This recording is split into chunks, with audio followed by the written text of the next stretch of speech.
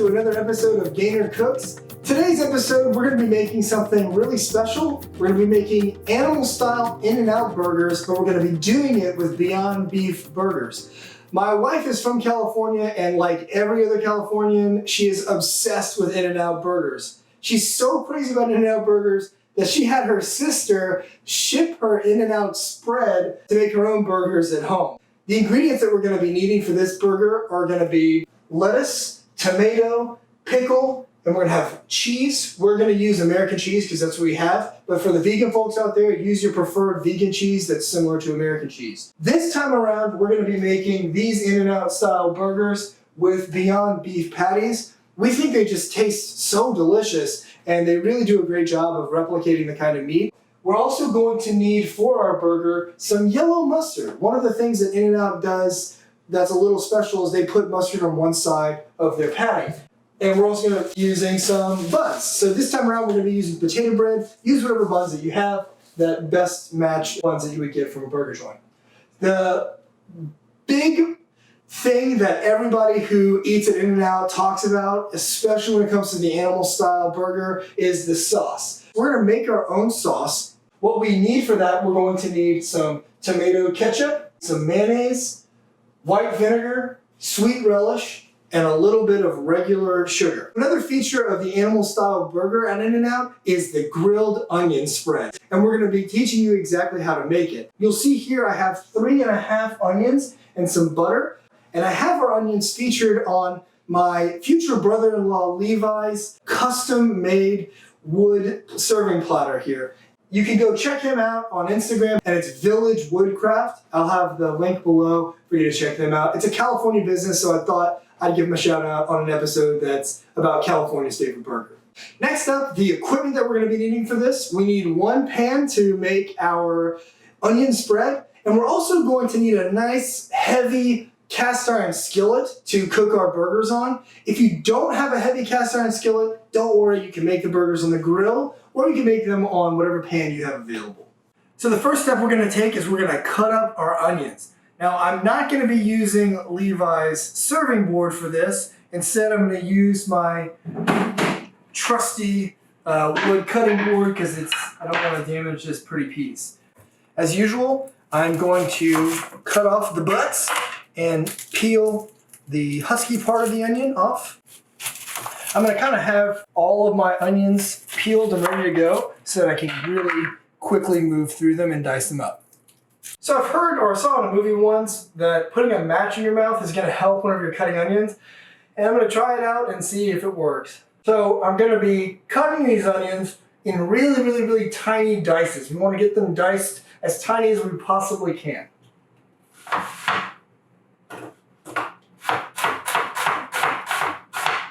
The stupid match thing did not work at all.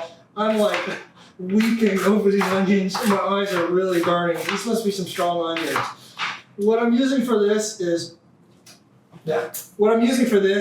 a yellow onion. I think yellow onions taste the best whenever you're caramelizing them, but you could use a white onion or whatever you have lying around.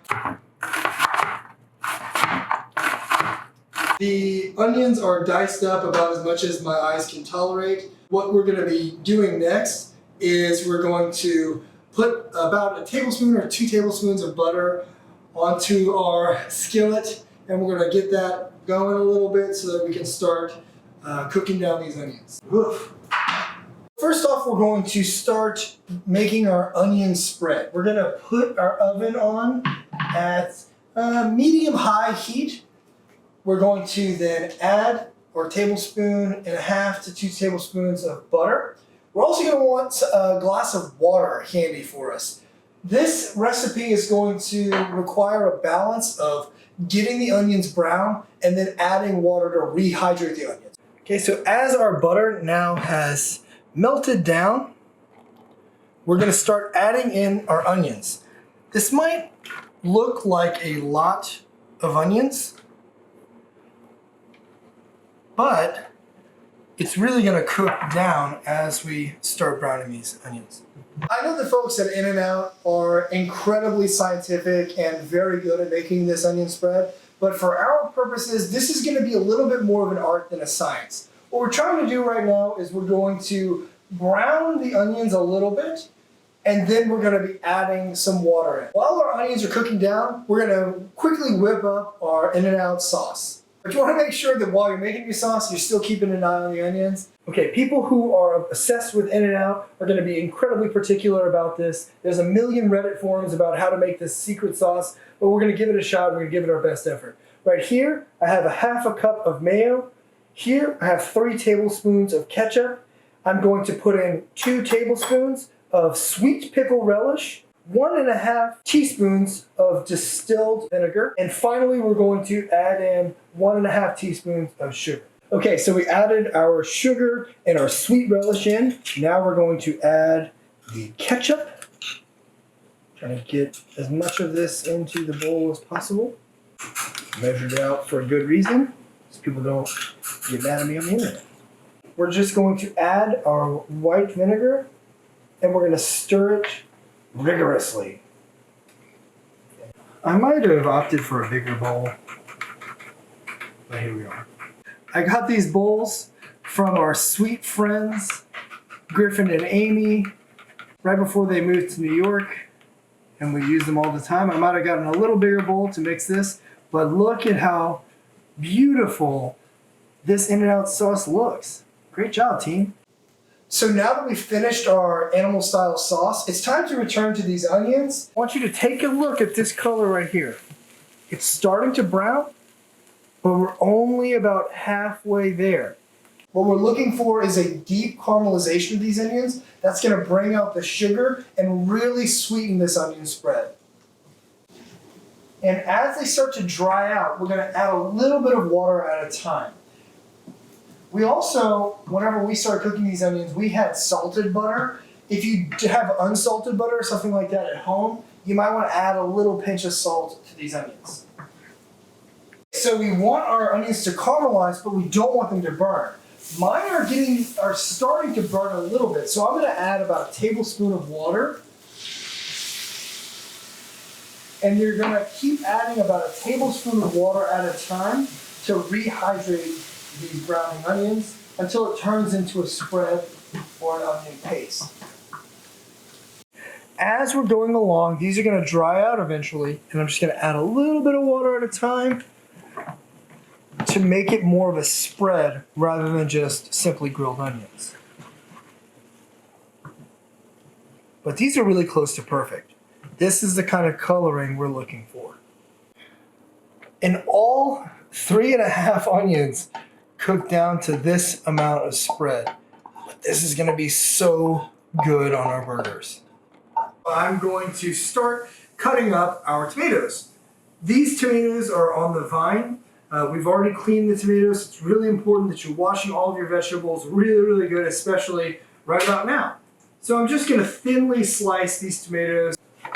These are a little small, so we're probably going to put 2 of these tomatoes on our burger. But on In-N-Out burgers, they're a little bit bigger than this, and so they only put 1. Literally everything is ready to go, so it's time to make our burgers.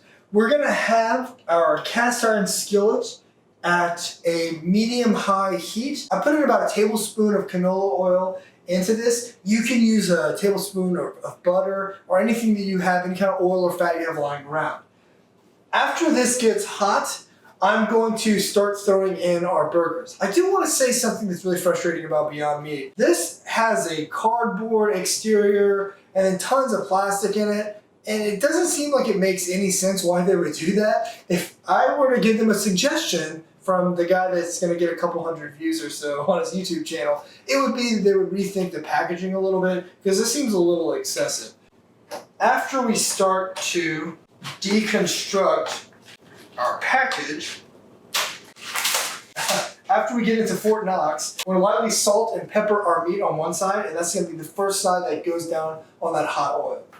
They already salt these burgers when they're producing them, so I just want a little bit of salt on the crust of the burger. Now that our pan is nice and hot, it's time to throw the burgers, and we create that sizzle.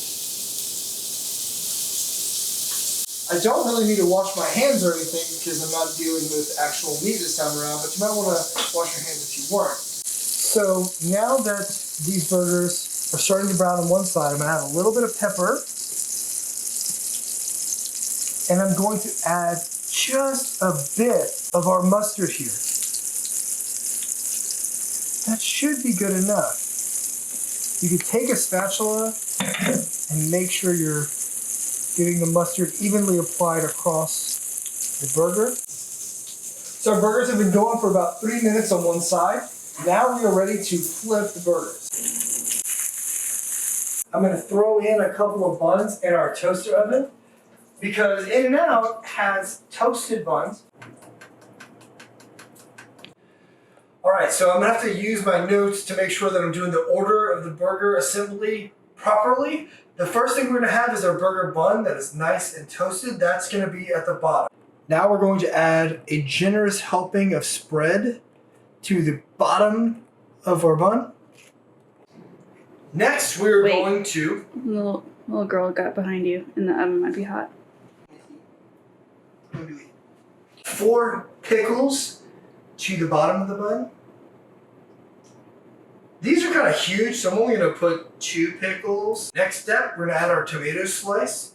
We have our lettuce. After that, we throw on our burgers. After we put on our burgers, we're going to throw on some cheese.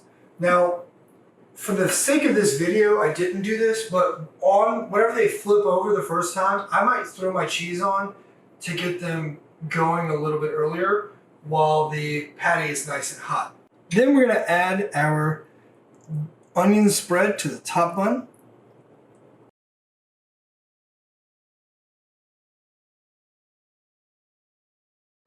All right, well, there you have it, everybody. This is our take on a Beyond Burger In-N-Out animal style burger.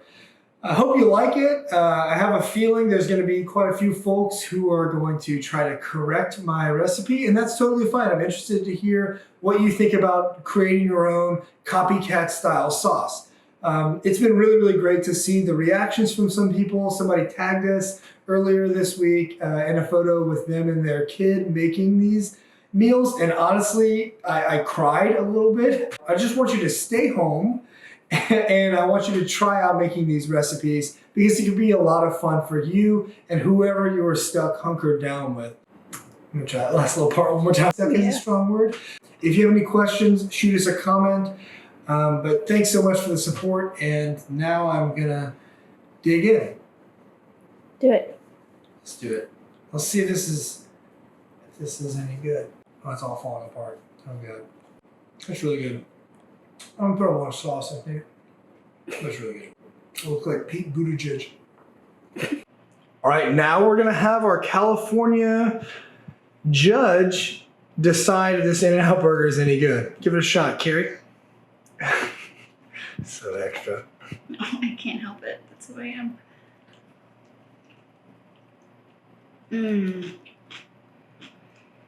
It's really good. It's got great sauce.